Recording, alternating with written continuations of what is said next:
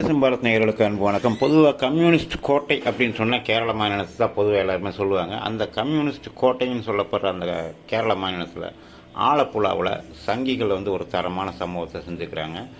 இந்த ஆலப்புழாவில் கட்டப்பட்டிருந்த பிஜேபி கொடி ஒரு கொடியை கம்யூனிஸ்ட்கள் என்ன பண்ணிட்டாங்க, பட்ட பகல் அவுத்து கீழே இருந்துட்டு போயிட்டாங்க. இதனால் ஆத்திரம் அடைந்த அங்கே இருக்கிற உள்ளூர் பாஜக நிர்வாகிகள் என்ன பண்ணிட்டாங்க, நீ ஒரு கொடி அவுத்து கீழே போட்ட நாங்கள் என்ன பண்ணுறோம்னு ஊர் முழுக்க கட்டப்பட்டு இந்த எல்லா கம்யூனிஸ்ட் கொடியும் அவுத்து சும்மா பட்ட பகலை போலீஸார் முன்னாடியே அவுத்து தூக்கி வீசிக்கிறாங்க. அது மட்டும் இல்லாமல் கம்யூனிஸ்ட் ஆஃபீஸ் முன்னாடியே கட்டப்பட்டு இந்த கொடிகளையும் அகற்றியிருக்கிறாங்க.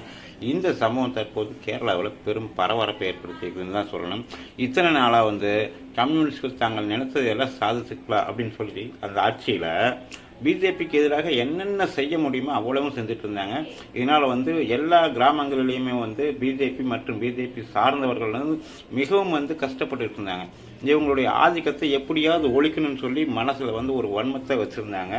இந்த சம்பவம் கரெக்டாக அவங்களுக்கு கிடைத்த ஒரு வாய்ப்புன்னு சொல்லி பயன்படுத்தி தரமாக பதிலுக்கு பதில், கண்ணுக்கு கண், காதுக்கு காது அப்படிங்கிற மாதிரி தரமாக வச்சு செஞ்சுட்டாங்க. இதனால் கம்யூனிஸ்ட்கள் என்ன செய்கிறதுன்னு தெரியாமல் திகிலில் இருக்கிறாங்கன்னு சொல்லப்படுது. இந்த காணொளி தற்போது கேரள மாநிலம் முழுவதும் வைரலாக போயிட்டு இருக்குது. நன்றி, வணக்கம்.